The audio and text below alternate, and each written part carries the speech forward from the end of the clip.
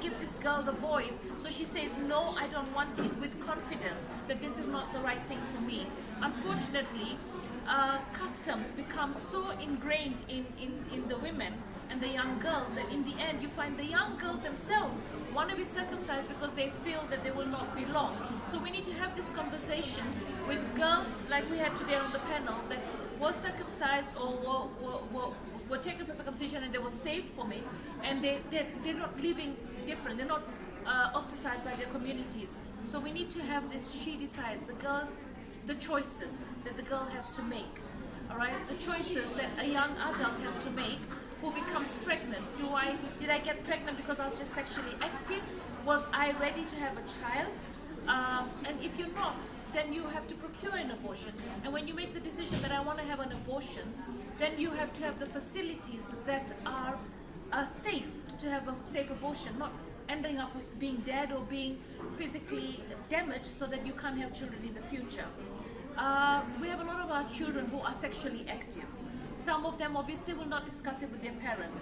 We need to be in the forefront of ensuring that a child who's sexually active can procure family planning. You know, I remember in Europe, you know, when a child wants family planning, they don't need to ask even their mother, and they're beginning to lower the age where you can access family planning, because they've realized that children are sexually active at a very young age. So we need to also, as a country, try and protect our young children. Because what's happening is the girl child ends up procuring an unsafe abortion, dying, or dropping out of school, or being victimized and being emotionally depressed because everybody's talking about her. We had this conversation as a country. How many children were pregnant and going to sit for an exam? It can't be nice for them. They wanted to have sex. They didn't want to have the responsibility of pregnancy. We're talking about not having sexual education in our schools. We need to have sexual education in our schools. We need to make our children be prepared. We need to have them be able to access family planning. So I believe that she decides is empowering the woman so that she can be able to make decisions for herself. So it's a good initiative, and any good initiative I support, because donors don't put their money on an initiative that is not good. They put their money in an initiative where they see there is a need. We're still wearing blinders as a country, and we don't want to accept the fact that yes, we do have issues. We do have issues of LGBT in our country. It's not a non-issue, it is an issue. And it needs to be discussed so that we can protect the citizens that are living in that way, you know, so that they're not victimized, they're not sodomized, they're not raped. So we have to discuss it, because the Constitution protects every citizen.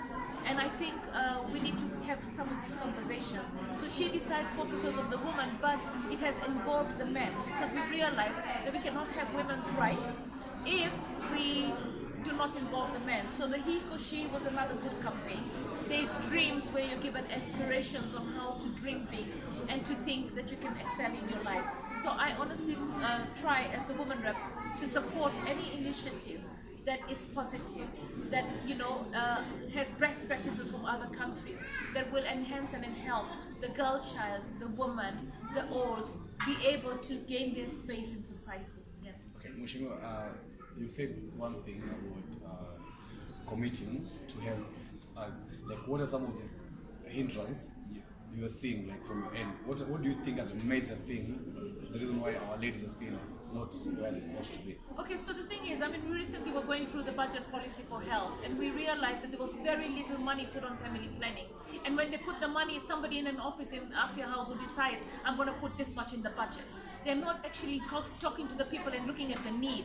How many people need to be on family planning, and what do we need as a country to put money in? We can't leave some of these issues to donors. We as a country need to be in touch with the data and need to make sure we provide the money for family planning. And I know that what we provided as a government, as a health ministry in family planning, we asked them to revisit and look into it.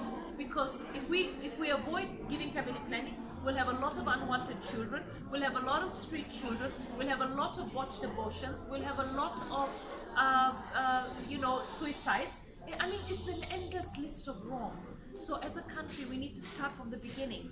If there is a pregnancy that is unwanted, if there is a child that is sexually active, you know, if there is a health issue, you know, we have safe abortions. We have to have these conversations and educate our girl child from an early stage. And she decides, gives her that opportunity to be able to be informed, to be able to make the right decisions, and to be able to not alter her life path to be successful and fulfilled because of being sexually active at a young age, you know, secretly, you know, because it's the secret that leads to abuse, it's the lack of discussion that leads to abuse, and then it leads to death. And we don't want our girls to die because of unsafe abortions. Thank you very much. So this is the last question I'm gonna ask.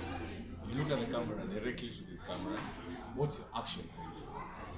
Well, I mean, for me, the action point is, as a member of parliament, is to look at where the gaps are in the law and to try and ensure that we help improve the law, to look at the policies and to help improve them, to look at the budgets and to help get more budgets, and also to be involved in any activity that is being funded by donors with Kenyans on the ground that can assist and help us, you know, deal with these issues where we impoverish the girl child, not only emotionally, physically, but also her future, you know, to be able to excel and to be the best girl that she can be. Yeah. A quick one, can you come through here? How much are you pushing for SRH to be introduced in school? I mean, I think there is a conversation, and I'm looking forward to discussing this with the education minister. But I think we need to as a population, we need to agree that sexual education should start from the home. The mother and the father should feel comfortable discussing sex with their children. All right, so that the children do not make some of the mistakes that the mothers have made. Majority of the mothers are single mothers, right? So they should actually talk to their children about why they ended up being single mothers and what the children needs to do to protect herself. The idea that our children are not sexually active is misplaced. Our children will get sexually active. They're in it. We don't have them as much as the schools have them, and the society has them. So it's important to educate the girl child. And the education starts from the home, starts from the churches, starts from society. You know, even your auntie, your uncle, your grandmother. We have to start talking about protecting the girl child from getting pregnant. Not waiting for her to get pregnant and then beating her up and bringing her down because she got pregnant. No, she got pregnant because she reached maturity and she got sexually active when, you know, without protection. So how do we make her sexually active and protected? The last question. I am actively involved in the discussion on the hashtag FGM Kill Jalila, and I was with FGM Kill Jalila, the lady who Yes. died because of FGM. Because so far we see that there's not much that has been done. Look, as much as you know, when I went to Narok and I tried to talk about the fact that FGM is wrong, and I spoke to some of the leaders when we were celebrating Ntimama's anniversary, I said, why can't you bring this out? Why can't you say no? The leaders, the men themselves feel that the minute they mention no FGM, they will not be elected. They will not be seen as leaders. So this is an oppressive way of handling women. So I think it's important that we recognize that it's killing our women. We've got pockets in our country where we have a lot of female genital mutilation going on. You know, in Central, in Kisii land, in Maasai land. We've got to start having the discussion that it's law. And then we've got a case, of course, of somebody saying, you know, it should be procured in a hospital. No, what we need to do is understand that God created the woman the way he created, and men cannot alter what God has created. All right, the men, when you circumcise a man, you don't alter his life.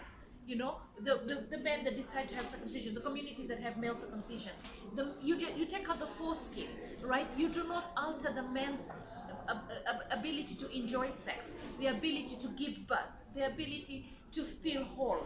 But when you circumcise a woman, you are actually altering everything about her womanhood. She no longer can enjoy sex. She no longer can be fulfilling to her husband. So he tells her, you're not responding to me. And then in the end, he abandons her and he goes elsewhere to look for sexual pleasure because she doesn't understand it. For her, it's pain. And then when she gives birth, it's even more pain. So when she looks at this child, the pain that God meant us to have is intensified 10 times over.